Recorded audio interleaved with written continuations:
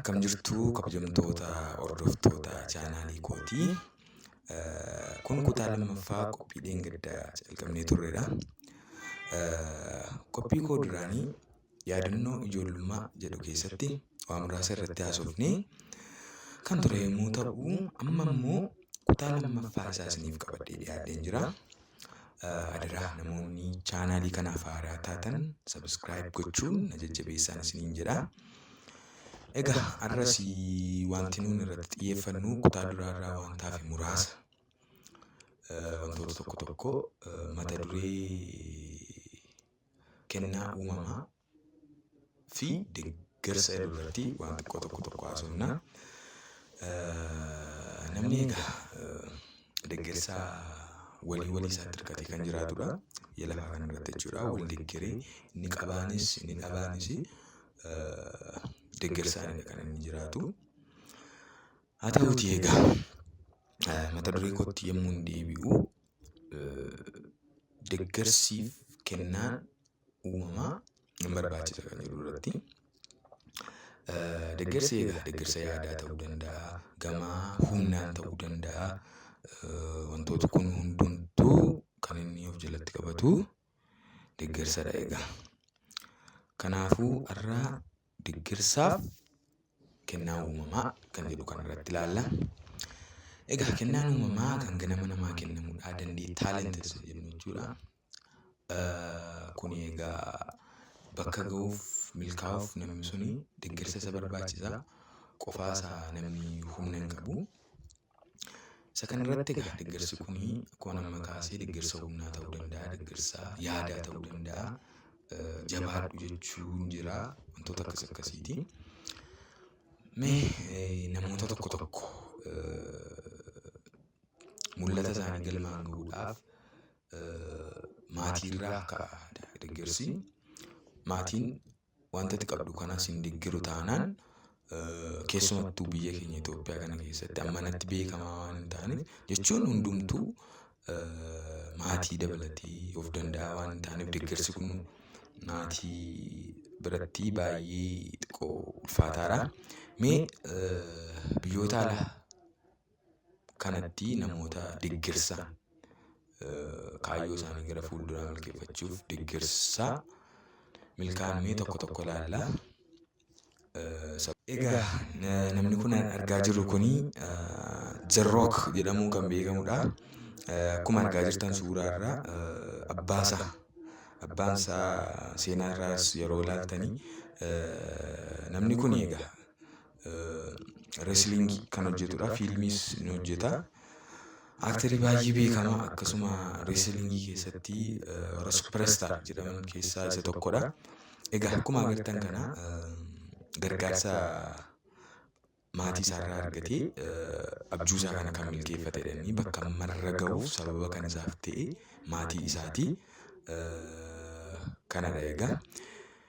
Inni lammaffaan akkuma argaa jirtanii John Cena baay'ee beekamaa, namni isa hin beekne waan jiru natti fakkaatu. Innis akkasuma fiilmii kanas hojjetaa taatoo jechuudha. Reeslingii sun hojjetaa, nama baay'ee cimaan achi keessatti superstaariidha. Innis egaa gargaarsuma faamilii isaa kanaanidha kan inni ka'e. Namoota kan biraa yoo ilaalle fakkeenyaaf Ofraa qophii isheen qopheessituu dursaa gargaarsa maatii isheetiin hiyyeeyyii keessatti dhalattu iyyuu malee deeggarsaanidha. Deeggarsa faamilii yookaan namoota taalentii kana ishee keessatti arganiinidha kan isheen jabaatte. Egaa kuni namoota biyya alaati. Mee kanaafuu deeggarsi taalentii irratti baay'ee barbaachisaadha. Yaadi koo namoonni baay'een kanadha kan isaan dhabanii rakkatanii. Yeroo baay'ee namni biyya kana keessatti barumsarraan kan hafe faamiliirraa deeggarsa argachuun ni ulfaata. Kan hundis deeggaruu barbaadu iyyuu beekamaadha jireenyi biyya keenyaa. Maaliif of danda'ee namni jiraatu amanatti muraasadha. Isa kanaaf iyyuu faamilii keerraa yooma yaada kana qabaatan iyyuu deeggarsi isaanitti ulfaata xiqqoo. Kanaafuu nama biraa faamilii bira darbee si barbaachisaa jechuudha hojii kana hojjechuudhaafi. Egaa mee ammaa kan itti dabarru dandeettii addaa ijoollota qaban kan hin argaa ture durirraa ka'e jechuudha. Mee isaaniin viidiyoo isaanii yookaan wanta isaan hojjetan ilaallee walitti deebinaa immoo jechuudha. Hordoftoota koo mee lataarraa kaanu. Lataan egaa dandeettii fakkii kaasuu qaba. Hiriyaa koodha, hiriyaa walitti dhiyoodha. Quba wal qabna. Fakkii isin asirratti agartan kun egaa fakkii inni kakaasaa turedha. Harkuma isaatiin jechuudha irsaasii wantoota xixiqqoo naannoo isaa jiran fayyadamee kan inni kakaasaa turedha. Ogummaadha egaa kuni akkuma isin agartanii. Jechisaa keessaa kan na ajaa'ibe kun oola. Waa'ee utuu kana fa'aa argate irra jechuudha. Meeshaalee fooyya'aa fakkii kaasuuf isa barbaachisu utuu argate hammam akka inni cimu tilmaamuun namatti hin ulfaatu jechuudha. Inni lammaffaa kunoo kan agartan latii jedhama. Latii miti kunis hiriyaadhuma koodha. Innis ogummaa fakkii kaasuu kanaanii baay'ee innis qaxaleedha. Kana dhagaa jijjiiru ijoolleen kaan asoosama kana fa'aa na dabalatee asoosama kana fa'aa fiilmii irratti kan xiyyeeffatan ijoollee baay'eetu jiru. Garuu egaa kan baay'ee nama ajaa'ibu tokko deeggarsi yaadaa jira. Deeggarsi yaadaa qofis gahaa miti. Deeggarsa humnaan ammuma danda'u irraa namni utuu nama gargaaree gaariidha kan jedhu irratti ijoolleen kun amma jireenya mataa isaanii warra jiraachaa jiranidha. Maaliifi sanarraa fagaachaa anumtuu walitti dhufeenyi keenya xiqqoo laafaa deeme. Maaliifi kan nuyi itti wal beeknu addunyaa nuyi keessatti wal beeknu kana waan ta'eefi addunyaa biraa keessatti wal argu xiqqoo hin qaanfanna. Lataan amma fakkeenyaaf yeroo irraa fagaatu hojii kanarraa yeroo fagaatu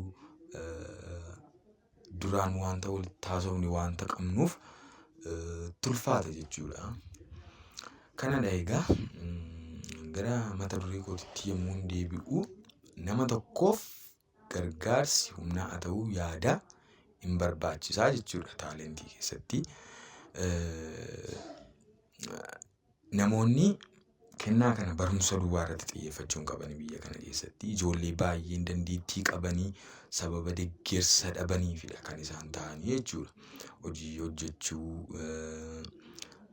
jechuun wanta fedhan tokko ta'anii argamuudhaaf deeggarsa dhabuurraanidha kan isaan baay'ee miidhamanii jireenyi isaanii karaa biraarra goruu jechuudha. Wanta baasuuf ka'anii kennaa waaqayyotti kenne kana galmaan gahuudhaaf deeggarsa kana gaafa dhabanidha kan isaan of teellaa deebi'anii. Kanaaf qophii irraa irratti kan inni jabeessee dhaamuu qabu namoonni dandeettii addaa ijoollonni qaban hawaasi deeggaruu bira dhaabbachuu qaba waan dandeenye jechuudha. Wanti muraasni walitti dhufee waa hojjechuu danda'a waan ta'eef yaadaan haa ta'uu hamilee isaanii utubuun haa ta'uu wantoota garaagaraa kanarratti gargaaruun baay'ee barbaachisaadha. Nama tokkoof milkaa'ina isaatiif deeggarsi hin barbaachisa. Namni qofaa waan godhu hin jiru. Egaa jireenya dhuunfaa jiraachuudhaan jiraata namni jechuun hin danda'ama. Garuu jireenya dhuunfaa kana biratti wal ilaaluun wal gargaaruun baay'ee waan barbaachisaadha. Maaliifi dhaloonni kun dandeettii ajaa'ibaa kennaa ajaa'ibaa qaba. Garuu kennaa isaa kana baasee mul'ifachuudhaafi kan isa barbaachisu tokko deeggarsadha. Karaa maatii haa ta'uu karaa hawaasummaa haa ta'uu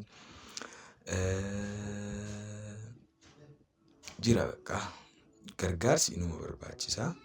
Kanaafuu namoota dandeettii qaban namoota kennaa uumamaa qaban kana gargaaruun bira dhaabachuun wanta cubbuu qabu miti waan ta'uu qabudha. Nama sanas kan itti gammachiisuu dandeessu irra caalaan yoo kennaasaa sana irratti isa gargaartedha jechuudha.